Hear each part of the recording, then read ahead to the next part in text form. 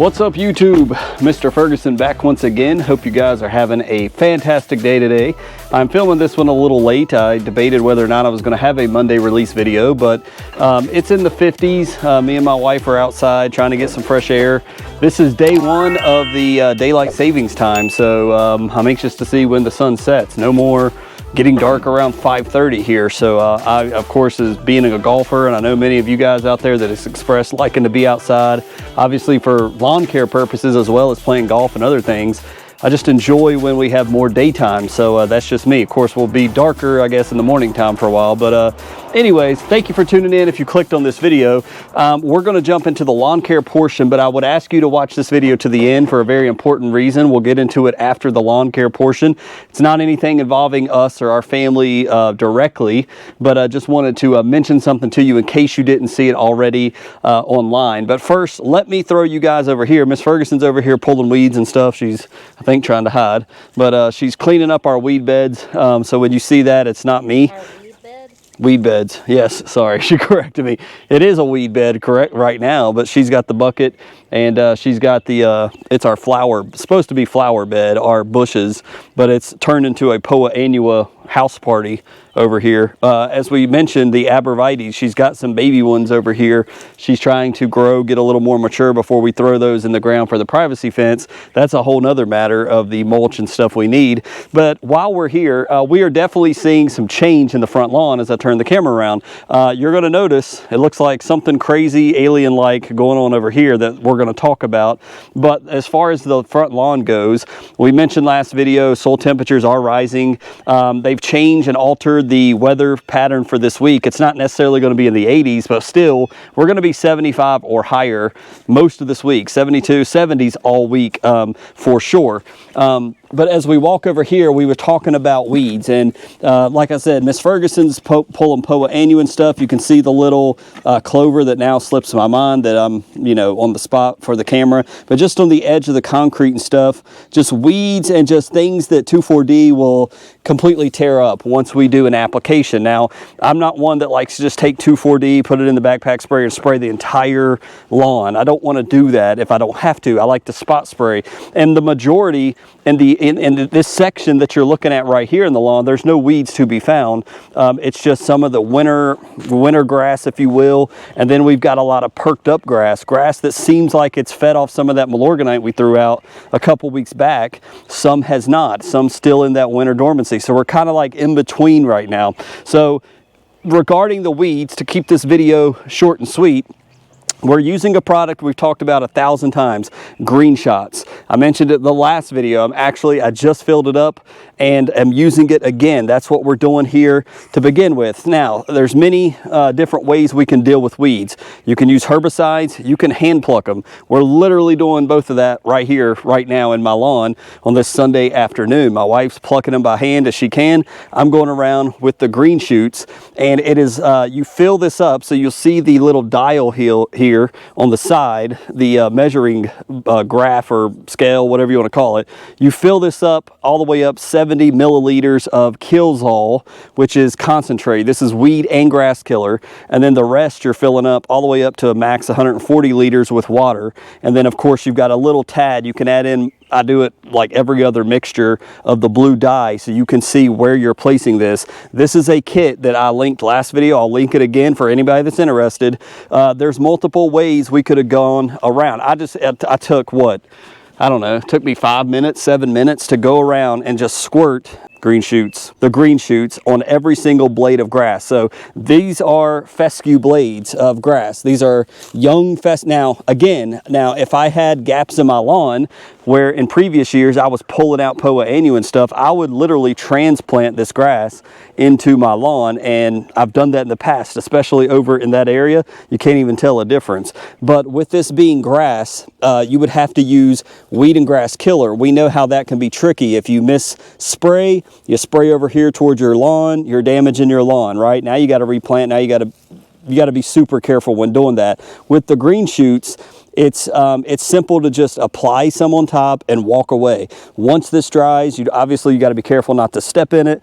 You don't want to do anything crazy and then tread through your lawn, because then you're just putting glyphosate or whatever the main weed killer in this Kilzall is. You're spreading it across your lawn. But it looks like a blue party over here with all the different areas. Just that's all I'm really seeing around the mulch area. It's just where we overseeded in the fall. Some of the seeds spread into the mulch of the tree ring here, and it's grown. And so all of this could be, we could transplant all of this if we wanted to. So today we've just applied this Hobos. It's a foam, obviously. It gets on there and it applies it as a foam. Here is one of the weeds I'm seeing, and I don't want to say this is Creeping Charlie. I don't think that's the correct term.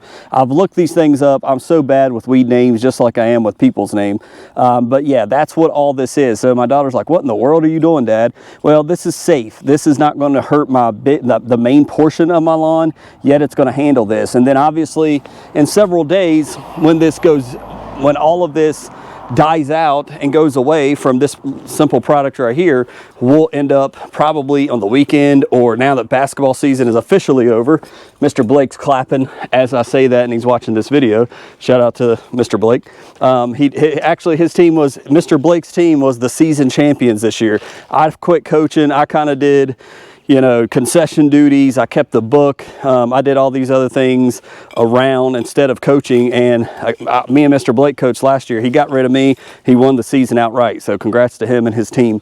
But anyways, so we're going to go get another load of dark mulch to fill on top of this once we kill all this out. My fear is smothering it with the mulch. I think the grass would actually overcome that and just be a problem. And then you got to do your tree ring all over again. You see a little bit of weeds back there I still need to spray, but over here you got grass and Poa annua. And if you're, hey, there we go, there's the first Poa annua plant I've seen that's actually got the what's it called, seed head on top of it.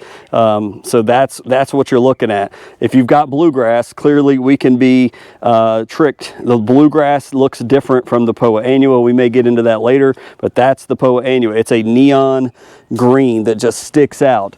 But we are seeing growth in the lawn, and so we are cleaning up weeds. So the next video I'm going to be doing is when I'm going to actually get my Speed Zone. I may need to order more of that actually, but I do have some 2,4-D, and we're going to get out here and we're going to spot spray the 2,4-D in the lawn and start cleaning up the weeds.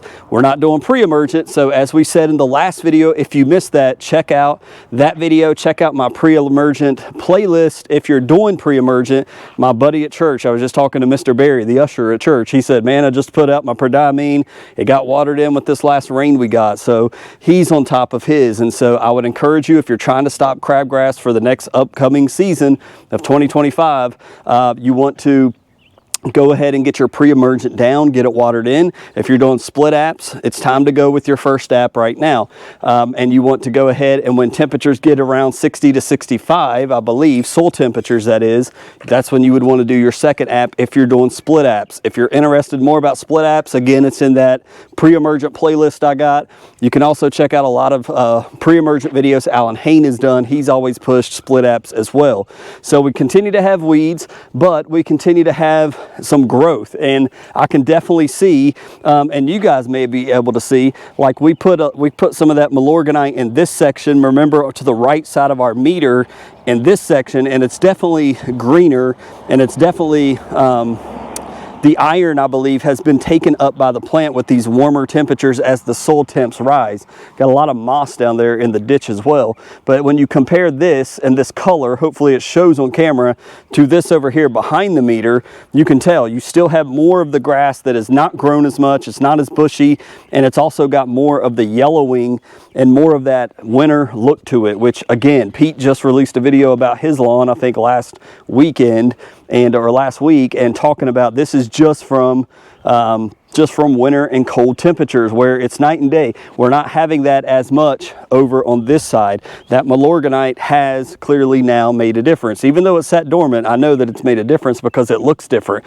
This also looks a darker green color compared to this over here, where it's a little bit of green and a little bit of yellow and white. So big difference there, which also, if we swing you all the way back around, difference in the front lawn over on this side as well. So that's why we're seeing, just like Alan Hain, he did a video not too long ago as well, talking about when we fertilize our grass, are we also fertilizing the weeds? Yes, you are. So you'll see an increase, and that's what we're seeing right here along the edge of the sidewalk. Especially if I get down low, you guys can see, look at how tall these weeds have just shot up right here along the side of the driveway, and I'm seeing it up on the bank area as well. So it's time to clean up these weeds. That's the first thing we'll be doing, and then I'm going to be kind of patient, and I may wait a week after that before I do a fertilizer, because I'm really not anxious to get out and mow.